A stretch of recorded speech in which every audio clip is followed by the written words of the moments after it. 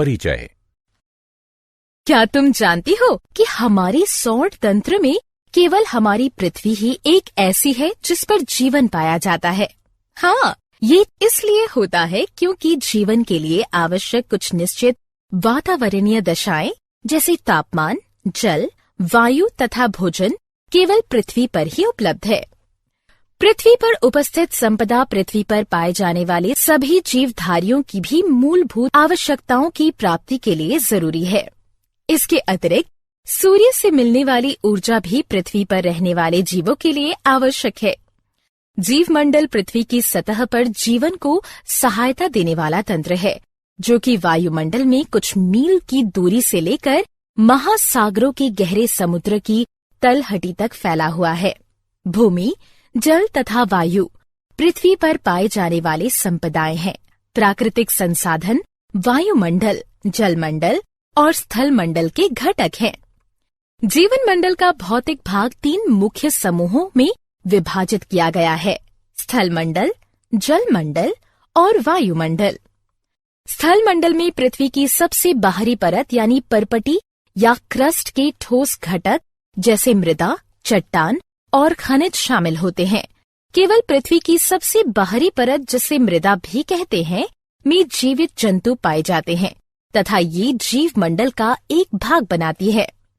तालाब, नदियां, झील और समुद्र सभी जल मंडल के जलीय घटकों में शामिल हैं। जल पृथ्वी के सतह का लगभग 75% भाग घेरता है।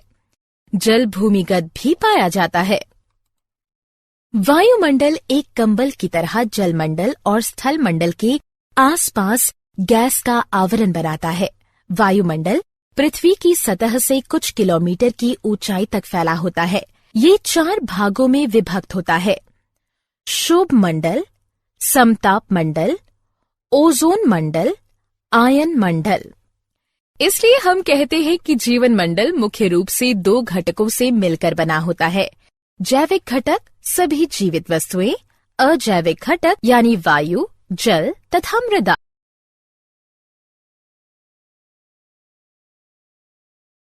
उद्देश्य।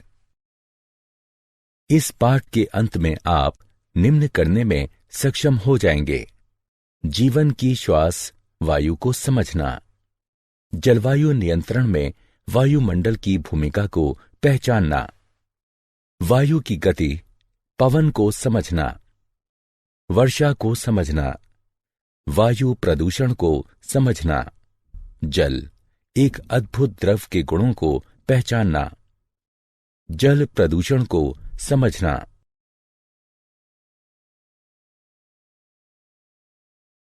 जीवन की श्वास वायु। हम सभी जानते हैं कि वायु नाइट्रोजन, ऑक्सीजन, कार्बन डाइऑक्साइड तथा जल वाष्प का एक मिश्रण है। इस मिश्रण के कारण ही पृथ्वी पर जीवन संभव है। पृथ्वी की सतह पर अधिकांश मात्रा में नाइट्रोजन तथा ऑक्सीजन उपस्थित है।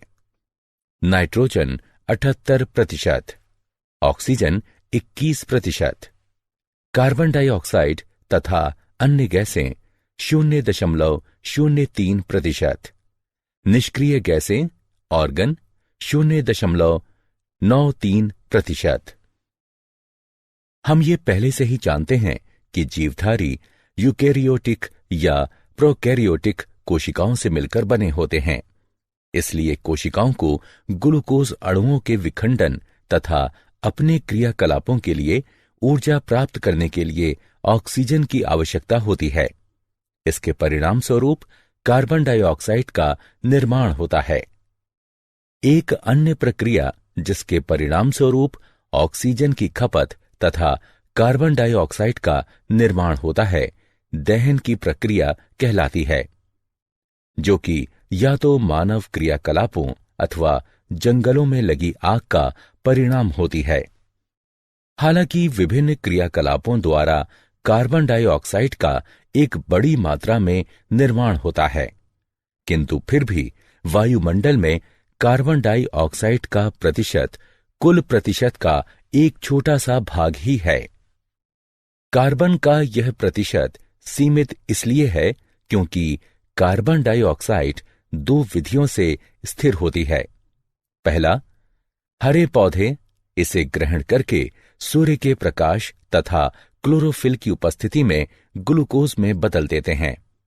दूसरा, बहुत से समुद्री जंतु समुद्री जल में घुले कार्बोनेट से अपने कवच बनाते हैं।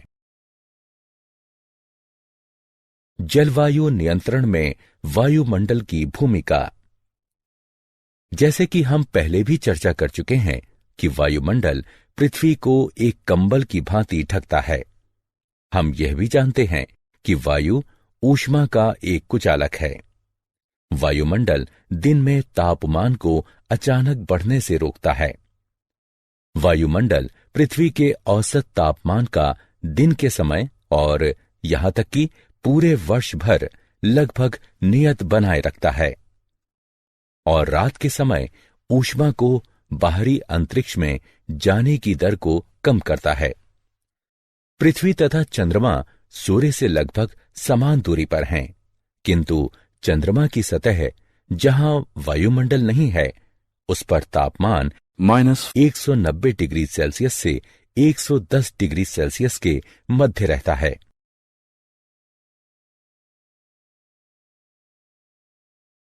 वायु की गति। पवन। तुम में से कितने लोग समुद्र तट यानी समुद्र के किनारे पर घूमने गए हो? तुम सभी ने शाम को बहने वाली ठंडी समीर को महसूस किया होगा तथा गर्म दिन के बाद इन समीरों से मिलने वाली राहत को भी महसूस किया होगा। इसी प्रकार गर्म मौसम के बाद जब वर्षा होती है तो हमें बहुत राहत मिलती है। वायु की गति वायु के गर्म होने के कारण होती है तथा जब इस वायु में जल वाष्प उपस्थित होती है तो यह ठंडी समीर बन जाती है। जल वाष्प जीवित प्राणियों के क्रियाकलापों और जल के गर्म होने के कारण बनती है। स्थलीय भाग या जलीय भाग से होने वाले विकिरण के परावर्तन तथा पुनर्विकिरण के कारण वायुमंडल गर्म होता है। गर्म होने पर वायु में संवहन धाराएं उत्पन्न होती हैं। जब वायु स्थल और जल के विकिरण के कारण गर्म होती है तब ये ऊपर की ओर प्रवाह करती है। क्योंकि जल की अपेक्षा स्थल जल्दी गर्म होता है, इसलिए स्थल के ऊपर की वायु जल के ऊपर की वायु की अपेक्षा तेजी से गर्म होगी। इसलिए अगर हम तटीय क्षेत्रों को दिन में देखते हैं तो पाते हैं कि स्थल के ऊपर की वायु तेजी से गर्म होकर ऊपर उठना शुरू करती है। जैसे ही यह वायु ऊपर की ओर उठती है, वहां कम दाब का क्षेत्र बन जाता है और समुद्र के ऊपर की वायु कम दाब वाले क्षेत्र की ओर प्रवाहित हो जाती है। एक क्षेत्र से दूसरे क्षेत्र में वायु की गति पवनों का निर्माण करती है। दिन के समय हवा की दिशा समुद्र से स्थल की ओर होगी। रात के समय स्थल और समुद्र दोनों ठंडे होने लगते हैं। क्योंकि स्थल की अपेक्षा जल धीरे धीरे ठंडा होता है, इसलिए जल के ऊपर की वायु स्थल के ऊपर की वायु से गर्म होगी। हवा की सभी गतियां विभिन्न वायुमंडलीय प्रक्रियाओं का परिणाम है, जो पृथ्वी के वायुमंडल के असमान विधियों से गर्म होने के कारण होता है। इन हवाओं को बहुत से अन्य कारक भी प्रभावित करते हैं, जैसे पृथ्वी की घूर्णन गति तथा पवन के मार्ग में आने वाली पर्वत श्रृंखलाएं। वर्षा। जैसा कि हम सब जानते हैं कि गर्म, नम तथा उठने वाली वायु आसमान में बादलों का निर्माण करती है। इस प्रकार हम यह कह सकते हैं कि दिन के समय जलीय भाग के गर्म हो जाने से बादल बनते हैं। जब गर्म वायु ऊपर की ओर उठती है तो ये फैलती है तथा ठंडी हो जाती है। वातावरण में ठंडी वायु जमीन की तरफ सिकुड़ जाती है। ठंडा होने के कारण हवा में उपस्थित जलवाष्प छोटी छोटी जल की बूंदों के रूप में संघनित हो जाती है। वायु में उपस्थित धूल के कण नाभिक के रूप में कार्य करते हैं तथा संघनन की प्रक्रिया प्रारंभ हो जाती है। संघनन की प्रक्रिया लगातार होने के कारण ये छोटी बूंदें बड़ी बूंदों में बदल जाती हैं। जब ये बूंदें बड़ी और भारी हो जाती हैं, तब ये वर्षा के रूप में नीचे की ओर गिरती हैं। कभी कभी जब वायु का तापमान काफी कम हो जाता है, तब ये हिमवृष्टि अथवा ओले के रूप में अवक्षेपित हो जाती हैं। वर्षा का पैटर्न पवनों के पैटर्न पर निर्भर करता है। भारत के बहुत बड़े भूभाग में अधिकतर वर्षा दक्षिण पश्चिम या उत्तर पूर्वी मानसून के कारण होती है। हम मौसम सूचनाओं में अक्सर ये सुनते हैं कि बंगाल की खाड़ी पर वायु का दबाव कम होने के कारण कई क्षेत्रों में वर्षा हुई। वायु प्रदूषण। इन दिनों प्रदूषण शब्द बहुत ही प्रचलित हो गया है, लेकिन इसका मतलब क्या होता है, मैं तुम्हें बताता हूं। हमारे वातावरण के भौतिक, रासायनिक तथा जैविक गुणों में होने वाला कोई भी अवांछनीय परिवर्तन प्रदूषण कहलाता है। वायु, जल तथा मृदा में होने वाला प्रदूषण जीवन के विभिन्न रूपों पर कुप्रभाव डालते हैं। जबकि प्रदूषक एक ऐसा पदार्थ, रसायन या कारक है जो कि वातावरण में पहुंचकर मानव के जीवन पर बुरा प्रभाव डालता है। प्रदूषक को इस प्रकार भी परिभाषित किया जा सकता है कि यह एक गलत मात्रा में, गलत स्थान पर या गलत समय पर पाया जाने वाला एक घटक है। वातावरण में बाह्य कणों अथवा गैसों की उपस्थिति जो कि मानव, पौधों तथा जंतुओं के लिए हानिकारक होती है, वायु प्रदूषण कहलाती है। वायु प्रदूषण का मुख्य कारण जीवाश्म ईंधन का दहन है। जीवाश्म ईंधन जैसे कोयला और पेट्रोलियम पदार्थों में नाइट्रोजन और सल्फर की बहुत कम मात्रा होती है। जब ये ईंधन जलते हैं, तब नाइट्रोजन और सल्फर भी इसके साथ जलते हैं तथा यह नाइट्रोजन और सल्फर के विभिन्न ऑक्साइड उत्पन्न करते हैं। इन गैसों का केवल सांस के रूप में लेना ही खतरनाक नहीं है, बल्कि ये वर्षा के जल में मिलकर अम्लीय वर्षा भी करते हैं। जीवाश्म ईंधनों का दहन वायु में निलंबित कणों की मात्रा को भी बढ़ा देता है। ये निलंबित कण बिना जले कार्बन कण या पदार्थ हो सकते हैं, जिन्हें हाइड्रोकार्बन कहा जाता है। इन सभी प्रदूषकों की अधिक मात्रा में उपस्थिति दृश्यता को कम करती है, विशेषकर सर्दी के मौसम में, जब जल भी वायु के साथ संघनित होता है। इसे धूम कोहरा कहते हैं तथा ये वायु प्रदूषण की ओर संकेत करते हैं। इन पदार्थों वाली वायु में सांस लेने से कैंसर, हृदय रोग या एलर्जी जैसी बीमारियां होने की संभावनाएं अधिक हो जाती हैं।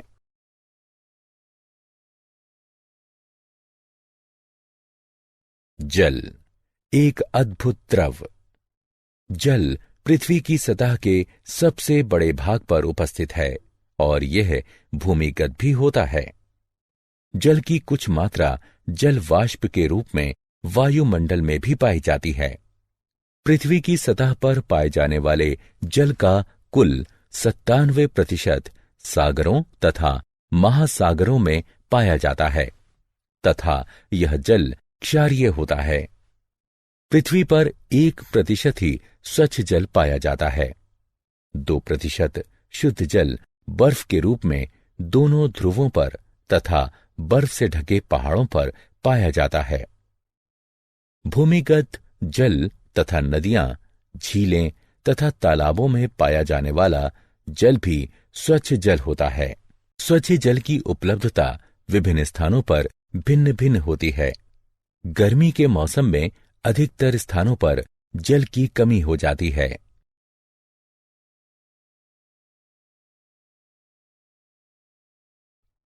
जल का महत्व। जल इसलिए आवश्यक है क्योंकि सभी जीवों को जल की जरूरत है। सभी कोशिकीय प्रक्रियाएं जलीय माध्यम में होती हैं। सभी प्रतिक्रियाएं जो हमारे शरीर में या कोशिकाओं के अंदर होती हैं, वह जल में घुले हुए पदार्थों में होती हैं। शरीर के एक भाग से दूसरे भाग में पदार्थों का संवहन खुली हुई अवस्था में होता है। इसलिए जीवित प्राणी जीवित रहने के लिए अपने शरीर में जल की मात्रा को संतुलित बनाए रखते हैं। स्थलीय जीवों को जीवित रहने के लिए शुद्ध जल की आवश्यकता होती है, क्योंकि खारे जल में नमक की अधिक मात्रा होने के कारण जीवों का शरीर उसे सहन नहीं कर पाता है। इसलिए प्राणियों और पौधों को पृथ्वी पर जीवित रहने के लिए आसानी से जल उपलब्धि के स्रोत आवश्यक हैं।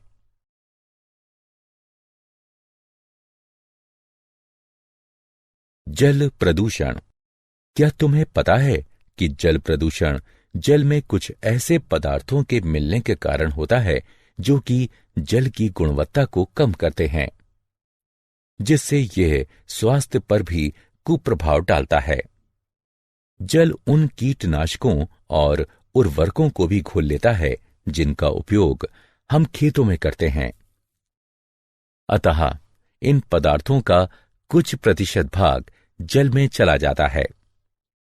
हमारे शहर या नगर के नाले का जल और उद्योगों का कचरा भी नदियों तथा झीलों में संग्रहित हो जाता है। कुछ उद्योगों की बहुत सारी क्रियाओं में शीतलता बनाए रखने के लिए जल का प्रयोग किया जाता है तथा इस प्रकार निष्पादित गर्म जल को जलाशय में वापस लौटा दिया जाता है। जब बांध से जल को छोड़ा जाता है, तब नदियों के जल के तापमान पर भी प्रभाव पड़ता है। गहरे जलाशय के अंदर का जल सूर्य के द्वारा गर्म ऊपर की सतह के जल की तुलना में शीतल होगा। ये सभी जलाशयों में पाए जाने वाले जीवों के प्रकार को विभिन्न प्रकार से प्रभावित कर सकते हैं। ये कुछ जीवों की वृद्धि को प्रोत्साहित करते हैं, तो कुछ को हानि पहुंचा सकते हैं। ये इस प्रणाली में उपस्थित विभिन्न जीवों के संतुलन को बिगाड़ सकते हैं। जल प्रदूषण निम्न प्रभाव उत्पन्न करता है। जलाशयों में अनैच्छिक पदार्थों का मिलना। ये रोग फैलाने वाले जीव जैसे हैजा फैलाने वाले बैक्टीरिया भी हो सकते हैं। इच्छित पदार्थों को जलाशयों से हटाना। किसी भी तरह का परिवर्तन जो इस घुली हुई ऑक्सीजन की मात्रा को कम करता है, उसका जलीय जीवों पर विपरीत प्रभाव पड़ता है। जलाशय से अन्य पोषक की कमी भी हो सकती है। तापमान में परिवर्तन।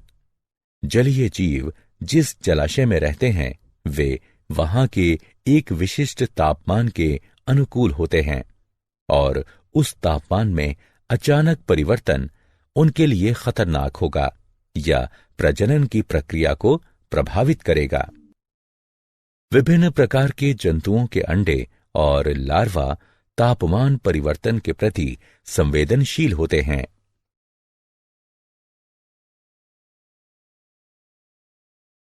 क्या आप जानते हैं, स्टेच्यू ऑफ लिबर्टी SO2 तथा NO2 एवं ताजमहल मथुरा रिफाइनरी से निकलने वाले SO2 के द्वारा प्रभावित हो रहे हैं। SO2 से अस्थमा तथा ब्रोंकाइटिस आदि होने की संभावना बढ़ जाती है। 1920 में जापान में 200 लोग इटाई रोग के प्रभाव के कारण मर गए थे, जो कि कैडमियम विष के कारण हुई थी। 1989 से 5 जून को विश्व पर्यावरण दिवस के रूप में मनाया जाता है। 16 सितंबर को ओजोन परत के बचाव का अंतर्राष्ट्रीय दिवस के रूप में मनाया जाता है। अक्टूबर का प्रथम सप्ताह वन्य जीवन सप्ताह के रूप में मनाया जाता है।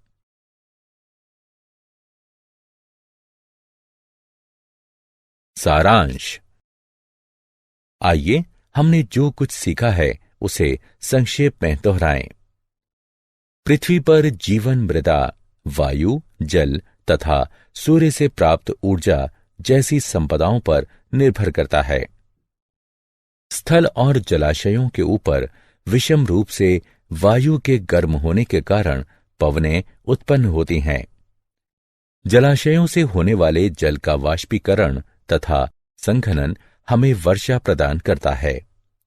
किसी क्षेत्र में पहले से विद्यमान वायु के रूप पर होने वाली वर्षा का पैटर्न निर्भर करता है।